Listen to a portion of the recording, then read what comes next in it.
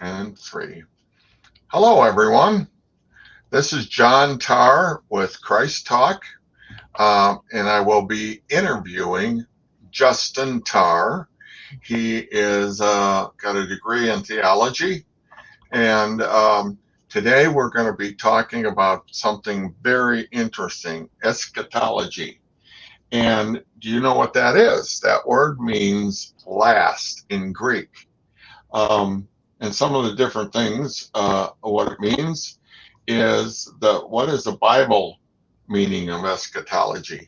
And that says it is in the history of religion, the term eschatology refers to concepts of last things, immortality of the soul, rebirth, resurrection, migration of the soul, and the end time. Um, Interesting, huh? Justin has a lot to say about it today.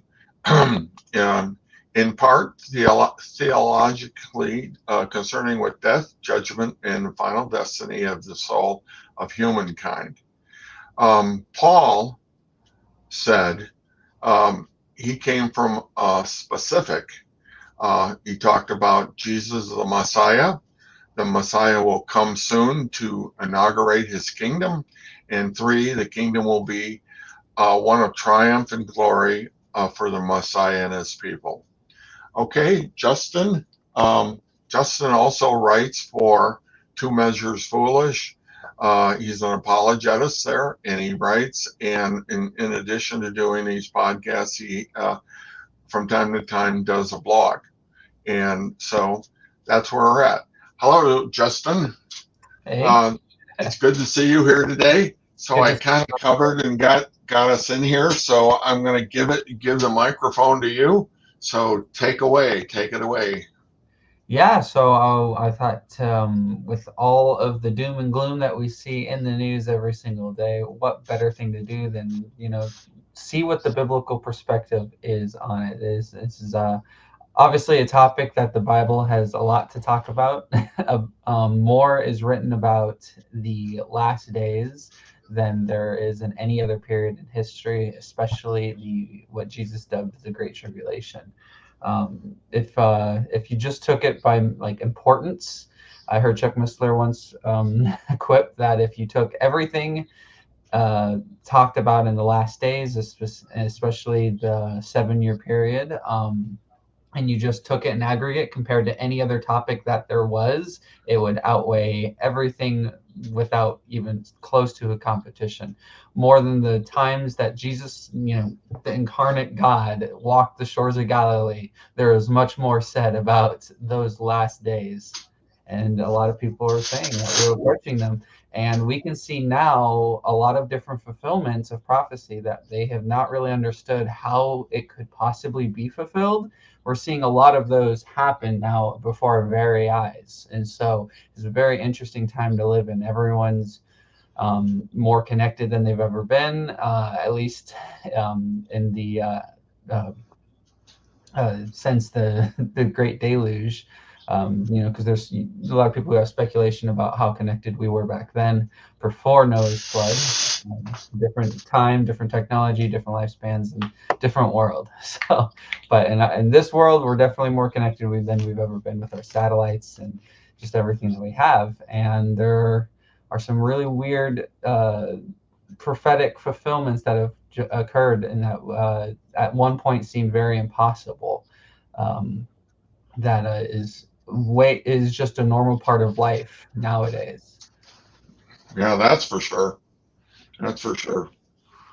Especially when you look at the book of Revelations, and Paul is talking about the final battle and some of the um, machines and some of the things that he explains.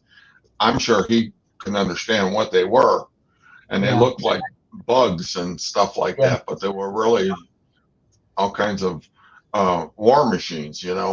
Well, that is Um, definitely one interpretation of what the Apostle John saw. It wasn't Paul. It was John. I remember a mark of a prophet is a friendship with God, right? Will I not tell my friend Abraham what I'm about to do? And there was no closer friend than John the Apostle, and so he was given the revelation of Jesus, which is actually Jesus's revelation that he shares with John. If you look at it, it's the prophecy or the revelation given to Jesus unto his servant John, right? But yeah, one of that interpretation I think is when they're the head of men, but like the bodies of like locusts or something like that. And a lot of people are saying that that could be like Apache helicopters or something, Yeah. which is a pretty colorful description of an Apache helicopter if you've never seen one, I suppose. um, but I'm not entirely sure. I think it's more fun to imagine actually these chimera creatures coming out and doing all kinds of shenanigans and that they do, all the different torments that they unleash. I personally gravitate more towards the view that this is a boatload of demonic spiritual beings being released, especially considering that a lot of times you see sort of chimera-like creatures elsewhere in Scripture. It's talking about a spiritual being, and the different animalistic features are intended to more speak about the capabilities of that actual being. One example is that I've heard is the Ophanim, or wheels is what they're called, Ophanim, which are these weird gyroscopic looking angels that are not exactly sure if they're even intelligent in and of themselves. It seems, but the prophet seems to indicate that they're intelligent, and they surround the throne of God, and they just exist there, and they translate without turning their bodies or anything, as if although you're inside of a 3D modeling software moving around the object. That's the way that Absolutely. describes the movement of the Ophanim, and then thus by their weird movement, this translation, um, that's how it describes the throne of God. No real thruster, just moving. Right. They remind you of a circus in a way, Yeah, yeah. how What's they probably operate. absolutely, and what's probably most uncomfortable about this wheel creature, that's whose name is just Wheels, is the fact that we know that there's some. We think there's some kind of intelligent spiritual being also because they have a bunch of eyes that cover all of these wheels. And so to my point, that's a lot of people don't think, oh, well, that's definitely the fact they have a bunch of eyes. Um, a lot of people will say, well, they're capable of it's more to represent the idea that they're capable of seeing everywhere around them.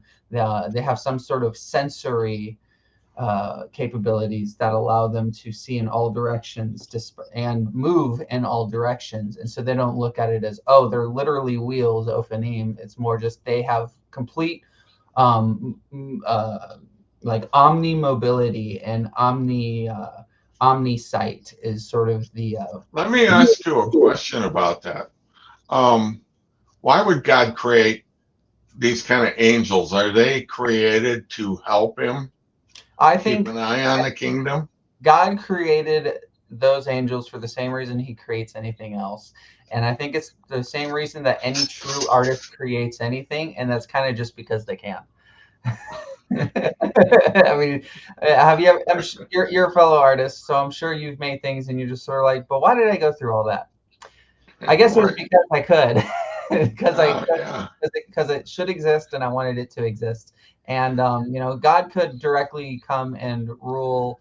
He could have came and ruled over all of the animal kingdom, but he decided to put an intermediary between him and the animals, and decided that man was going to be that intermediary. And so he could have ruled all of the cosmos, but he decided to outsource it to a bureaucracy, which is the divine. Outsource it. Yeah, he does. He wants he could have made it so that way every being on the planet was directly fueled, and their ACT produced in the mitochondria directly by hand, but he decided to make it all run off of photons and other light and stuff and other waves coming from the sun. He's the one who decided to just make it this way. He wanted it to be a system rather than just hands-on. So, I mean, for any other reason, just because he could, I guess. He's an engineer first and foremost, and he speaks in mathematics. And he designed the universe to work under certain laws throughout the universe. I think he just did it because it's fun. And that could be true. I know there's some atheists out there that say, if why did God make the universe so big? If there was only going to be life here on this planet, and then he made this universe of trillions and trillions of stars, it's just enormous. Why would he do that? And the answer is because he can. Yeah. He's not limited by resource. Yeah, what if God just wants us to like be able to explore random rocks and stuff, just to see them, just to see the different designs of plasma and the different colors that they emit? What if he just did it for the novelty for us to go and look at? And what if it wasn't even the novelty? Like, what if it was a billion years going into a specific supernova that he wanted to have as the backdrop to a house party or something, 2 trillion years. Like we have no idea why he would do it, and we're not really in a position to even say. Moreover, he even says he's going to destroy it all at some point and rebuild it from scratch, the same way like someone who like doesn't like their first draft goes and destroys it and rebuilds something. So before he does that, I want to explore it. I want to go from one end of the universe to another and look at all the different black holes, the supernovas, the different sized suns and solar systems that are sitting out there that are just functioning. There's no real life there, but what he designed and his artistic work, it's like going to an art museum and going through the whole building and looking at all these artwork.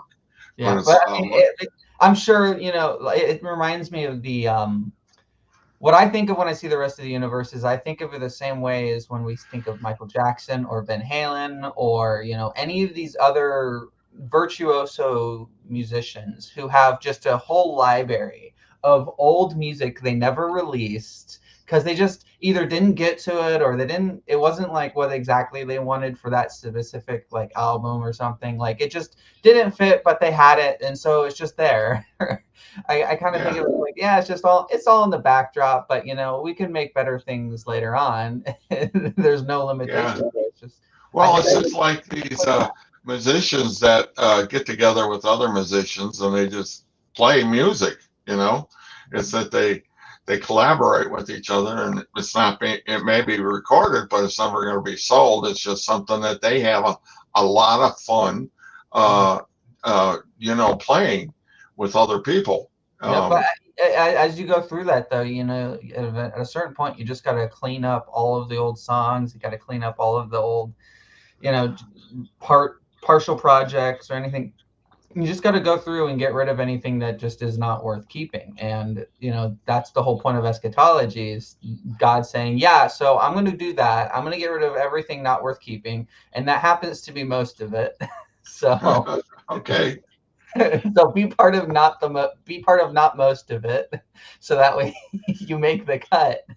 Right. Now, just so everybody knows out there is Justin is a guitar player. And he's, you can see back there, he's an amazing guitar player. Can you turn your screen a little bit so we can see your guitars on the? I only got the one right now. Okay. My room is much better than it was last week, but it still leaves a bit to be desired. Yeah, there's one on the other wall too, on the other side. I shouldn't touch my camera. My whole camera is all wobbly now. All right. Sorry. So he plays in a band from time to time, but he loves playing guitar and he does a lot of solos. I am not into music like he is. I am into music. I love groups like Pink Floyd and Led Zeppelin and things like that. I grew up with that, but I never really played anything. My artistic ability came from photography and now website design and graphic arts. But Justin is also in the IT, so he works his regular job. Besides, he got 2 degrees. One was in for theology, and the other, what was the other degree that you got? Computer programming is basically. Yeah. Yeah, So just software development, and I did it in a way that I would get a certificate at the end because of the specific classes I took. Also qualified me for a certificate. So that's so fine. he's got a very unusual mind. If we could cut his head in half and take a look at where all these interests go and take off to. Um, but the thing that really makes me the proudest is his theological and his love for Jesus Christ. Him and I talk about some real deep things. So in the future, we were recording and doing these uh, Christ talks on different things once a month, but we're going to be expanding to 4 times a month. So people can come in and take a look, and we can really get into deep areas of talking about what we want. We're going to be using a different platform starting next week. So we've got a lot of things planned, a lot of things headed this way, and we brought in a marketer with for our organization, so we can all of our things. And these podcasts can also be found on YouTube, is where they're at, but they're going to be on all the other social medias too. So I go back in there after we're done here and I put all the SEO, search engine optimization, for this particular podcast up there. But we're going to have a lot of really cool, interesting things coming up. So when it comes to eschatology, what turns you on? What is it? What is the thing that really draws you there to repeat and come back and then look at how what's going on in the world today? I think it kind of depends. For me, it tends to be, at least personally, it tends to be frustration and despondency because it's easy to look at everything, and horrible atrocities happen, and there's mass killings and all kinds of just things that bog you down, and you get to the point where you're like, Lord, why are we still here? What are we doing here, man? And then it's just going back and reading the end, as Grandma once said, when she first became a Christian, she wanted to read the end first to find out what happens, and that it's Yeah. like, okay, we win. Let's just keep, like Paul said, let's just keep on keeping on. Fight the good fight, because he even talked about how he got to the point where he was just ready to give up, and the only reason that he was like not embracing death is because he knew that by being here, at least one more soul may know the Lord, and one more individual may be able to experience the love that God has for them and eternity with everyone else in that state of love and grace and mercy. And he wanted that for as many people as possible. And so that tends to be what brings me to it. What gets me jazzed up about it is seeing how all of that stuff is so much more relevant than it was. Everyone looks at it and is like, oh yeah, it's going to happen, tomorrow, kind of thing. And they've been saying that for 2,000 years, and the Bible even prophesies that people are going to start scoffing at that. But to the original point that we had, there are a number of things that have happened that make it more relevant than ever. I think one of the most telling examples is that Russia is getting more involved in the Middle East, and people have been able to connect Gog and Magog to Russia for a long time. And they've done that by trying to look at the historical Gog and Magog. And there's not universal agreement, but it tends to be that people think that Gog and Magog are either two individuals, or that Gog is the title for the leader of Magog or something to that effect. But essentially, they tend to link that to the Scythians, and the Scythians were who eventually became Russia.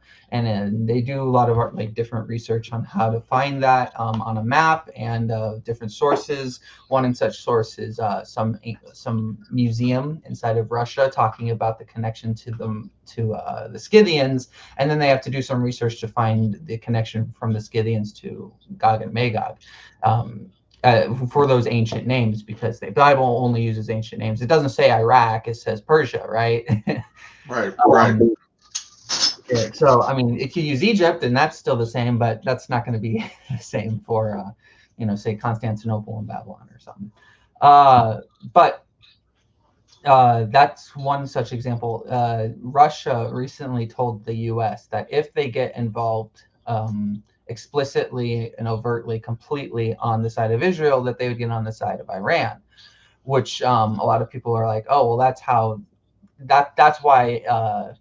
That's one such example of why Gog and Magog might be willing to invade Israel against it, because a lot of people have been wondering why an invader from so far north would care. What would they have to gain by going and completely invading Israel and getting on the side of the war for that? It's not just Russia too. China has come up with and said some stuff lately that they Yeah, will back Russia but against Israel too. that may be true. They may have like some sort of tariffs or financial funding or whatever, but that's not really what the Bible cares about, because the Bible cares about Gog and Magog, and Yeah. it cares about that because it mentions Gog and Magog by name. That's why we have that mentioned in Revelation, where Gog and Magog are invading, and it also mentions it in Ezekiel 37 through 39.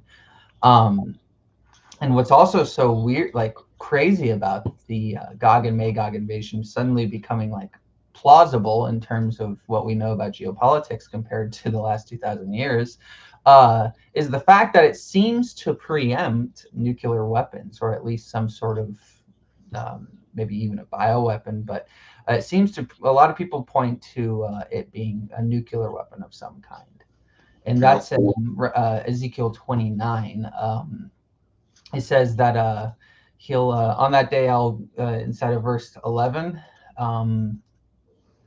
that on that day I'll give Gog a place for burial in Israel, the valley of travelers east of the sea. It'll block the travelers, for there Gog and all his multitude will be buried. It'll be called the valley of Haman Gog. For 7 months the house of Israel will be burying them in order to cleanse the land. So this is like on the wake of God having judged them and destroyed them in the massive war. In the wake of it, God tells them, all the people of the land will bury them, and it'll bring them renown on that day that I show my glory, declares the Lord God. They'll set apart men to travel through the land regularly and bury those travelers remaining on the face of the land so as to cleanse it. And at the end of the 7 months, they will make their search. And when these travel through the land, anyone who even sees a bone, so anyone after the fact, they won't touch it. It says that they'll set up a sign until the buriers have buried it into the valley. And so they started taking all of the pieces. And basically, they have a professional cleanup crew that if you see it, you cannot touch the physical remains of those who were part of this battle. That sounds like only professional cleaners can come and clean these body parts, and they all store them in the exact same area. Yeah, that sounds like nuclear waste. Yeah, and human bodies can become radioactive to where if you touch them, you would get radiation sickness. Let me ask you a question. Should I bring up your screen? Would you like to? You can't. You could have when I was reading it. I mean, okay.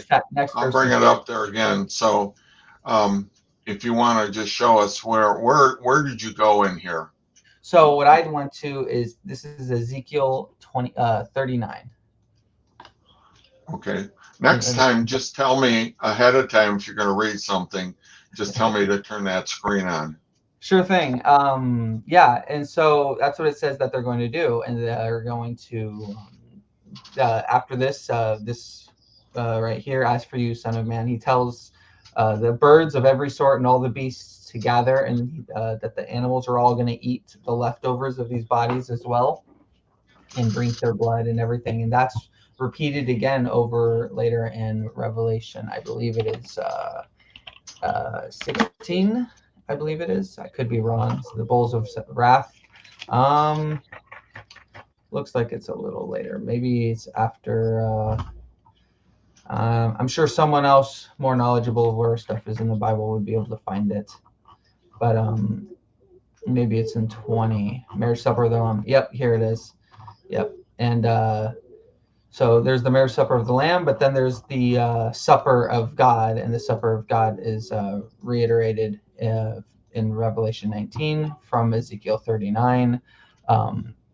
That the captains of the flesh of captains, mighty men, flesh of kings, horses, riders, small and great, free and poor, are all going to be slaughtered.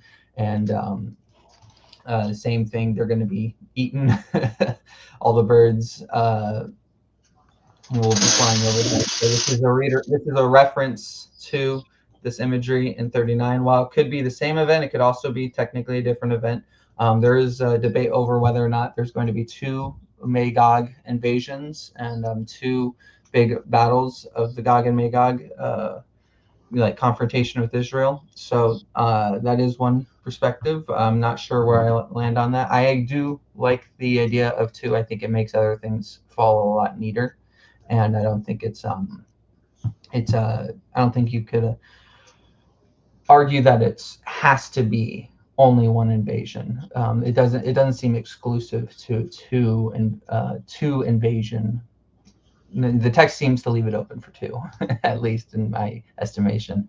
But it says after this that the false prophet and the beast are going to immediately be thrown into the lake of fire. And this is prior to the 1,000-year reign. So after everything's all said and done, a lot of people forget that before the new heaven and the new earth, that God's going to bring back everyone.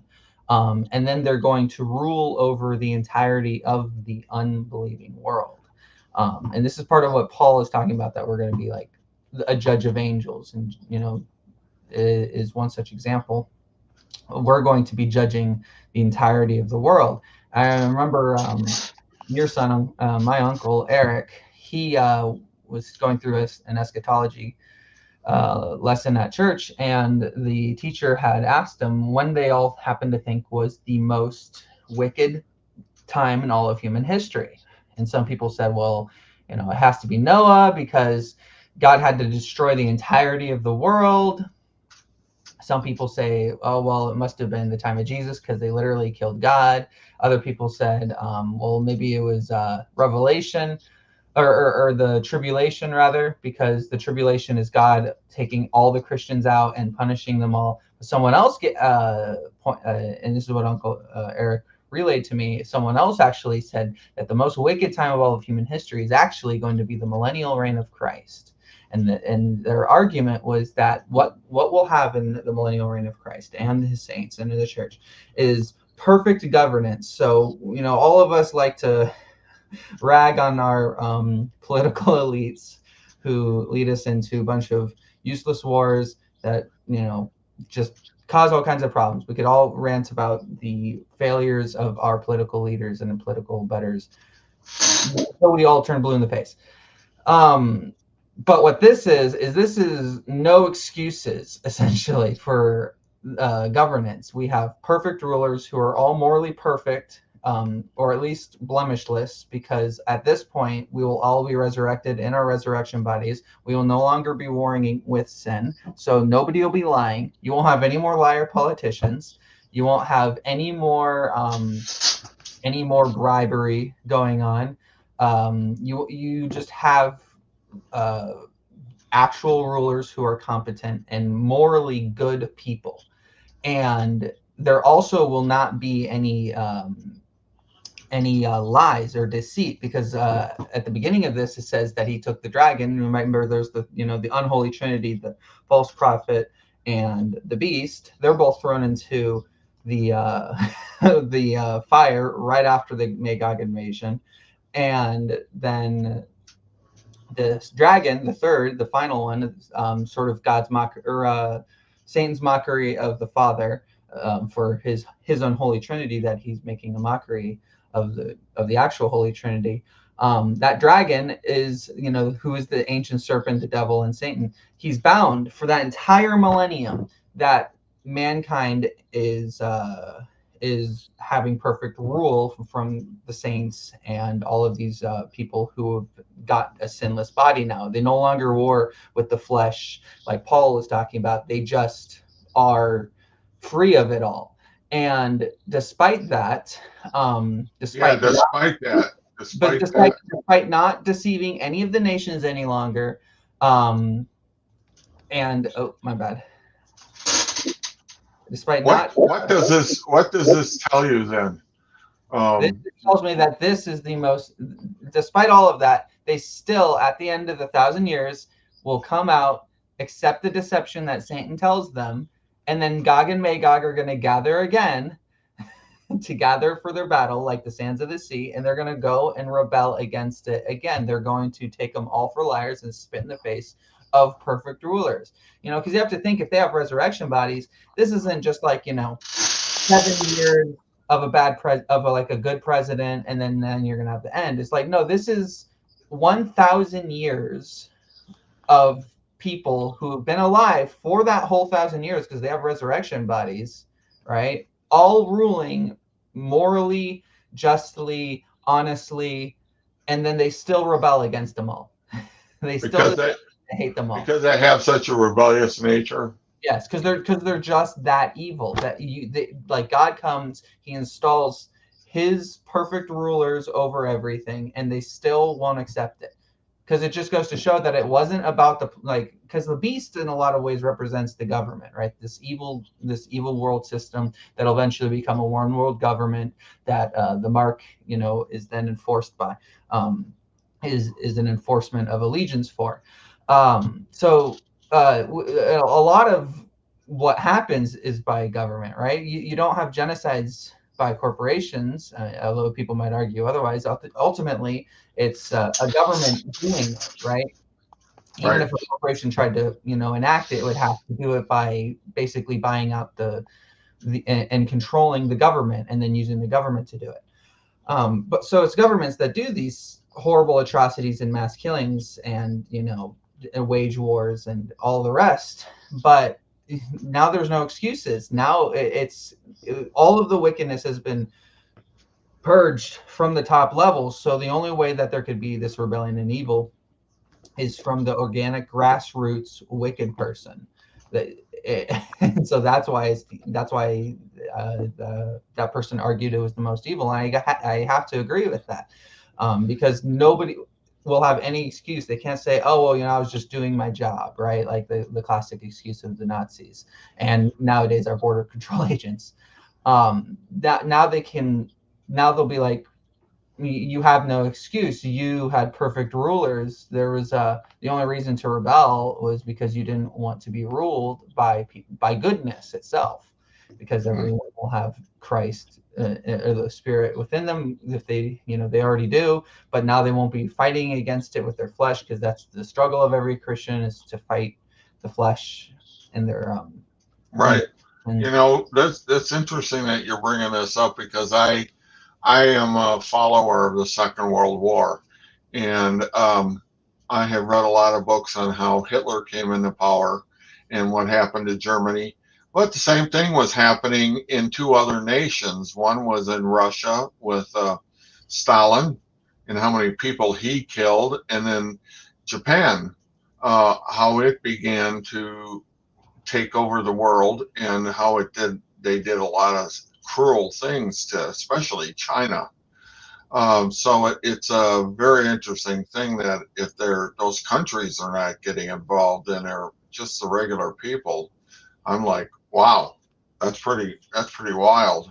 Mm-hmm. It just goes to show you the rebellion within human beings, separately and together. It's almost like mob rule, if you think about it. The government's not really there, and when they have a lynching, it's a whole bunch of these guys get together and they lynched. Yeah, people forget that lynch mobs are democracy. Yeah, we had that in the United States. They lynched thousands of black people in the South, um, and they were just it wasn't It wasn't. government. It wasn't just black people too. They just lynched anyone who was who didn't agree with whatever was the cultural beliefs at that time. If you went against the grain in any real substantial way, they would just lynch you.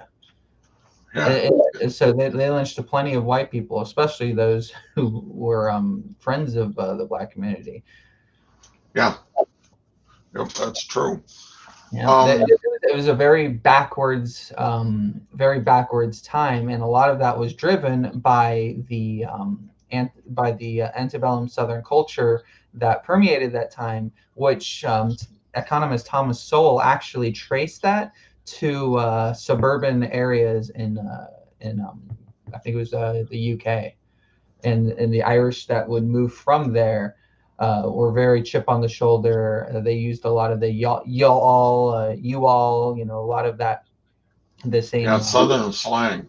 idiom, yeah, Southern slang. A lot of that came from suburban, Cockney kind of stuff, and then that came over here. I don't think it was Cockney. It might have been Cockney, but it was that same sort of low intelligence, uneducated suburban areas in Europe at that time that came to America. They would go into lower income areas in America, which oftentimes were dominated by either black slaves or recently, or Yeah, poor whites. They were a they, lot of times became poor whites too, and so that culture fueled that, and that's another. That's I know a lot another of of I that. know a lot of Irish settled down in Louisiana and Mississippi and Mhm. in the southern states like that. Yep. Um, wow, that's interesting. Yeah. Justin, I want to change the screen real quick. I want to show people our website.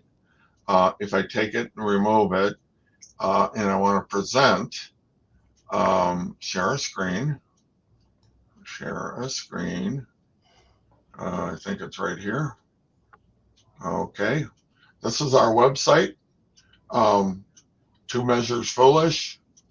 We got a picture of a guy in the slider up on top. He's digging into the Bible, and I think that's what we are. We try to dig into the meat of stuff. Yeah. And welcome to Two Measures Foolish.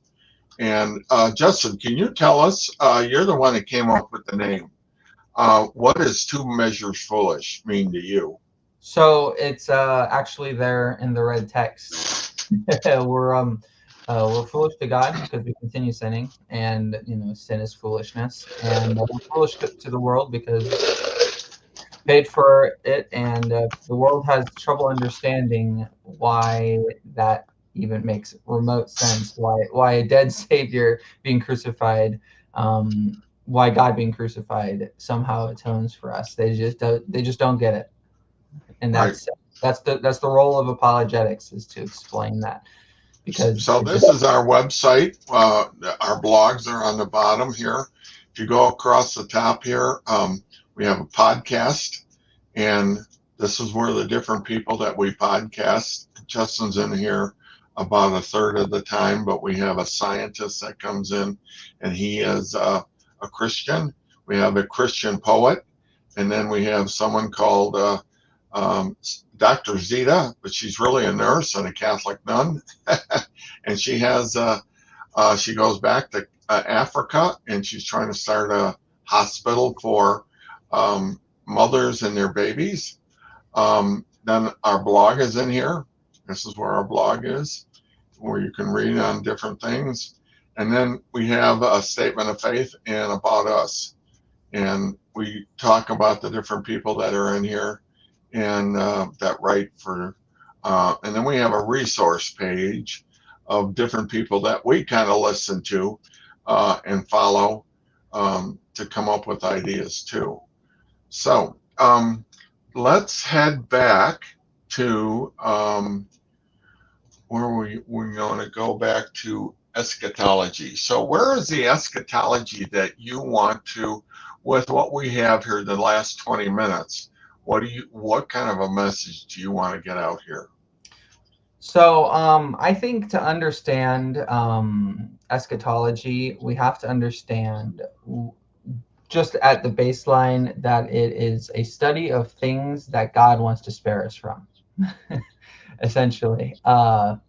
And the reason God wants to spare us from is because everything that it talks about is very brutal. It is like it is like the album art to a death metal album.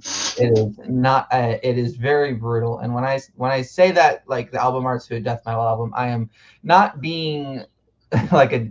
I'm not being cheeky with it. Some of the descriptions are God pouring or having an angel pour a bowl of wrath and turning the entire ocean into blood and killing all the animals within, which is one of the most metal imagery or images I've ever gotten out of the Bible. A friend of mine pointed out that if when that happens, eventually he's ex-army, he's in reserves now. He is a medic, or was a medic at least. Now he's my coworker, and we've celebrated Passover and the like. And I told him about that as to why I'm no longer really environmentalist sort of evangelist in that way, like where we need to take care of the planet. When I read that the entire ocean turns to blood, it sort of bursts the idea that we can that there's any point in trying to preserve the planet any more than our own personal responsibility on that. And he pointed out that that means it's going to congeal as well, because he's got that medical background of blood, and that the entire ocean is going to essentially become this congealed blood mass. And then I also casually mentioned to him that the rest of the rivers and all of the vessels, so all your Costco water bottles, are also going to turn to blood. And I can only imagine how putrid the smell is going to be. How putrid the smell must have been in Egypt 3,000 years ago when everything turned to blood. God knows how bad it'll be when the entire ocean turns to blood and we lose that change of oxygen. The amount of iron that would go into the atmosphere from all of that blood. I mean, it really does sound enormously end of the world esque. And that is near the end as well. That is, like I said, the bowls of wrath. The bowls of wrath are near the very, very end of everything is the bowls of wrath. Right. And so and this is that's not the only example too. We have examples of like a fire. We have hail falling for the size of basically small sedans. And that one's mentioned. The Bible makes sure to mention that one's so bad that the people of the earth curse God because of just how difficult of a punishment it is. Because I mean, this is car-sized hail landing, enough to destroy entire towns or villages. That's some brutal stuff. It's just going to be quite the experience. And also the time of Jacob's trouble takes place in this, which is in Zechariah, I believe it's 13 or 14.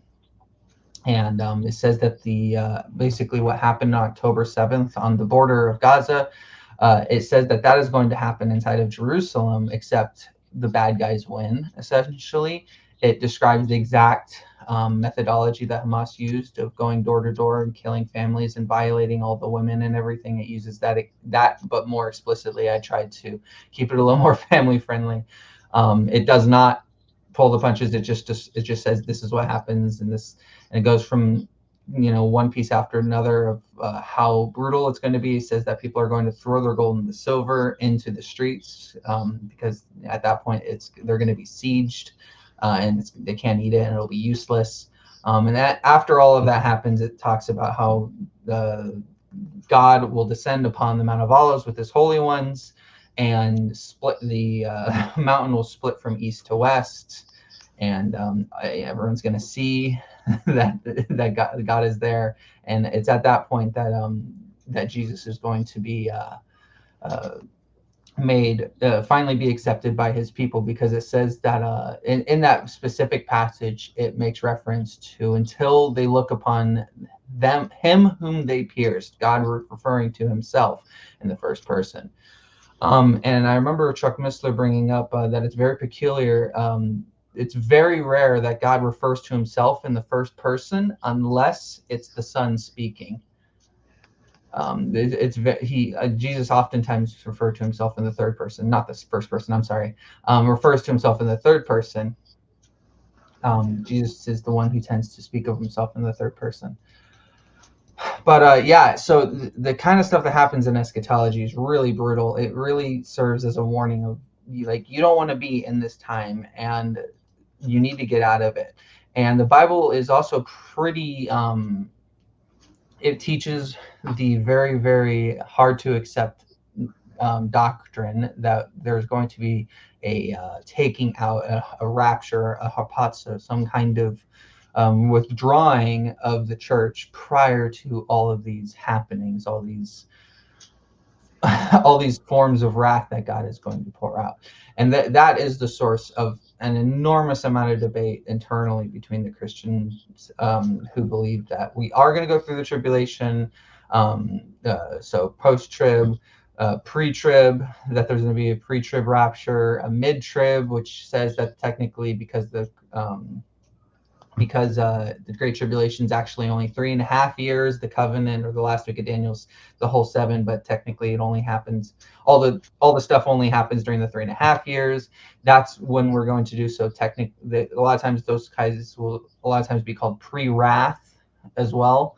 And it all comes to, it all in my estimation, it all tends to all come from the same belief that God has spared us from his wrath, and if he puts any of his wrath on us, then he's a liar, essentially, because by putting his wrath on the Lord Jesus Christ and us putting our faith in Jesus Christ, all of the wrath of God has been paid from him. And so we must not, and the Great Tribulation specifically outlines how it is God's wrath upon the world for its wickedness. And since God is not going to sweep up the just along with the unjust, and we have Abraham and Noah and other examples of God making sure to pull out his faithful before raining judgment on a people.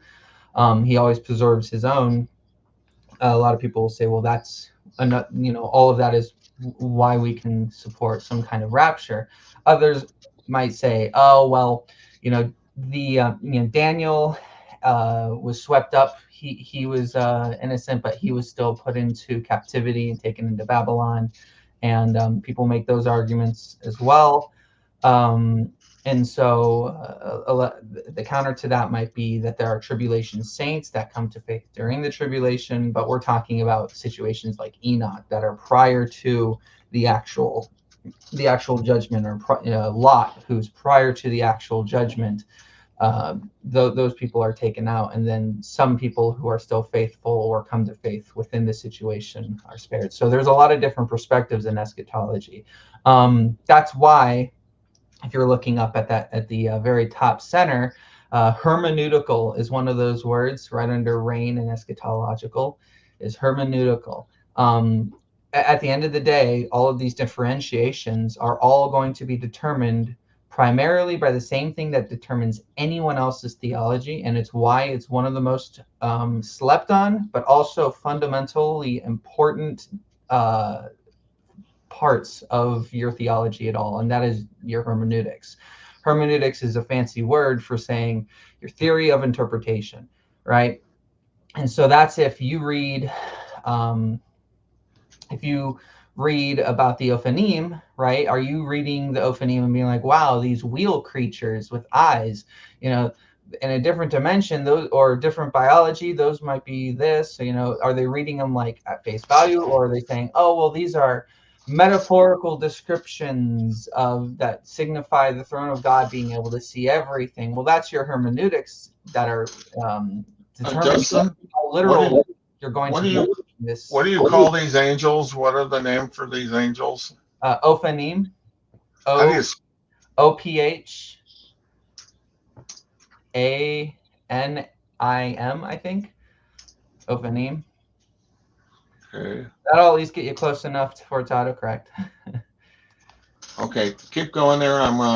And so your hermeneutics is what's going to determine your entire biblical perspective. If you have a hermeneutic that is very metaphorical, you're going to read Jesus talking to him about himself in divine terms and be like, oh, well, he's talking about all human beings. We're made in the image of God. We have this divine spark in all of us, right? And they have a very sort of soft hermeneutic. And so they come to conclusions like, oh, well, Solomon says that, a wise man has eyes in his head, and therefore it's talking about the third eye. And so that's why we need to align our chakras. And then they've now married Hinduism and Christianity in this ecumenical synchronism, right?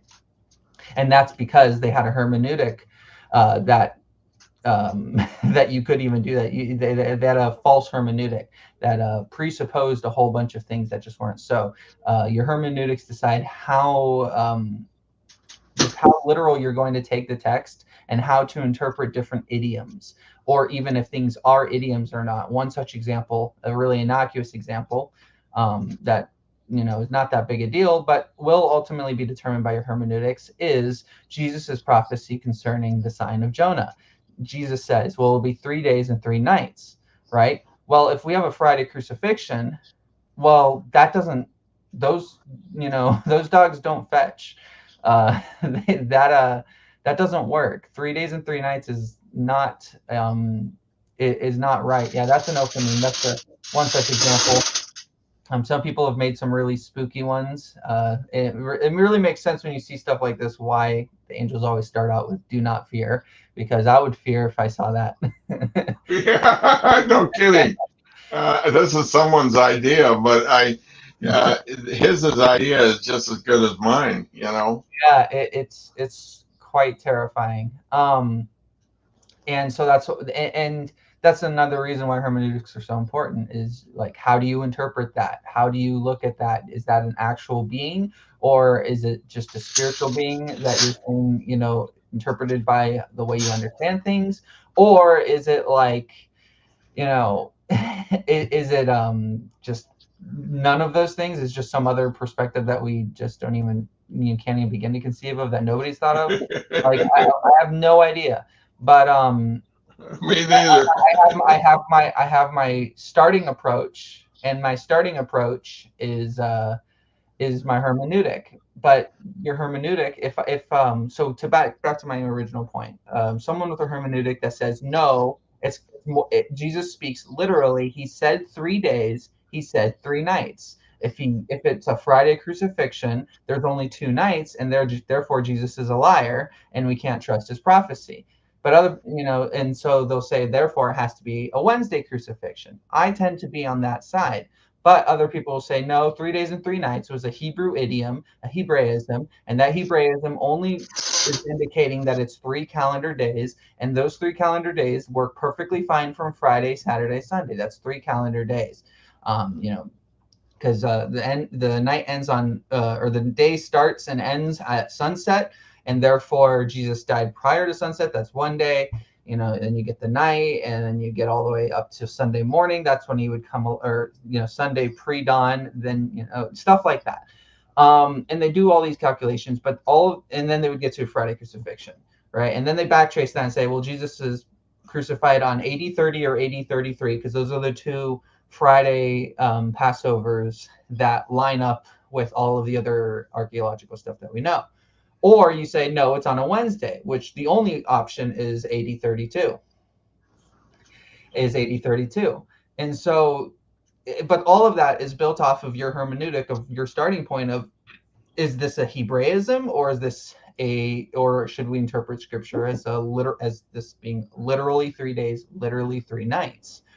But how do you make that determination? You could look at scripture a bit and how to determine that, but a lot of that determination is pretty much what you want. You may humility comes in and helps you form your hermeneutics, especially when you see how what precedents are made by other individuals throughout Scripture. For example, Paul using Old Testament livestock law of "Thou shalt not muzzle the ox as he treadeth grain." He uses that to describe why you should financially support the your spiritual leaders who run the church and everything, because they deserve they deserve to be compensated. And then he uses that to immediately say that that's why I'm foregoing my compensation and my right to compensation, so nobody has anything over on me. So, but he still uses that. Uses a midrash hermeneutic in order to say, well, we have this principle in the law, that principle, that same workings out, that same logical consistency can be applied over here in this other altering part of life. That's a hermeneutic. Someone else might say, no, that's not what the law says. The law says that you shall not trouble the ox while you treadeth grain.